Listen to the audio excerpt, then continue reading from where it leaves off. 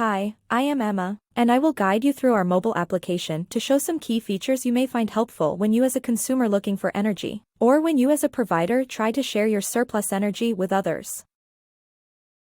First of all, let's start with the installation of the mobile application on your mobile phone.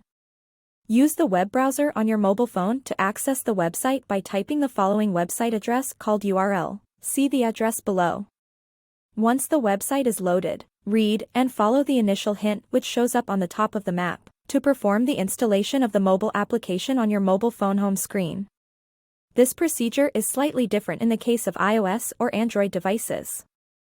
On iOS, you tap on the iShare icon located at the bottom center of the screen. This will show up a pop-up screen which you need to scroll down to locate the menu item called Add to Home Screen. After tapping on this menu item, there will be one more step where you tap on the link located at the top right corner called Add. This one-time procedure will install the Crowd Energy mobile app on your mobile phone, which you will use to interact with the Crowd Energy network. After installation procedure, let's start the app by tapping on the icon of the newly installed mobile application called Crowd Energy. Once the Crowd Energy mobile app is started, it shows the main navigation component, which is an interactive map. You can easily scroll the map or zoom to center the map to the area you are interested in. Looking at the top menu icon list from the left side, you will find an icon to access the map feature like Find My Location. By pressing it, it will center the map into the area where you are currently located. The second icon called Filter, located on the top right side, will open up the map filtering menu where you can filter in or filter out the markers associated with services based on their types.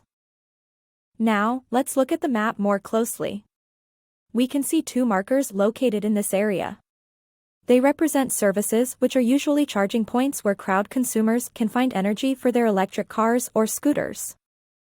By clicking on the marker, we can quickly look at the basic information about the service.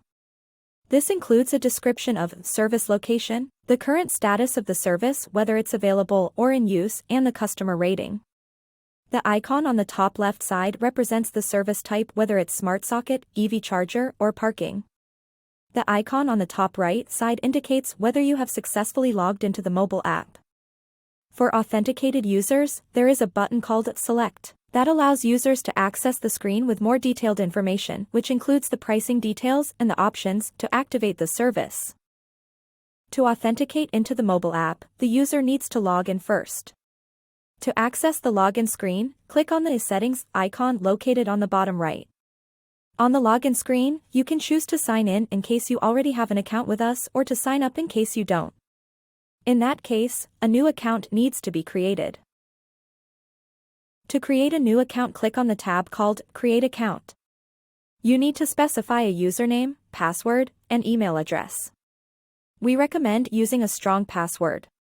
After that, click on the button called Create Account, which will register you as a user in Crowd Energy Network.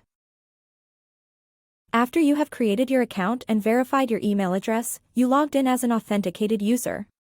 The main settings screen will show you a main menu page with information about your username, your available credit balances, and the menu items. There are menu items to access settings for your user profile, the available services you provide called service locations, your credit balances, or general information about the current version of the mobile application. After your user account gets created, we recommend accessing the user profile screen to adjust the initial settings of your account. Adjustable settings are the default currency, the language of the user interface, or the profile type, which could either be an individual or business in case the user account belongs to a company. I hope you found this session useful. We appreciate your interest, and if you like the idea of energy sharing peer-to-peer, please share the reference to our project with others. Also, if you have not subscribed to our channel, please do so. This way you get the latest news from our team and the user community. Thank you.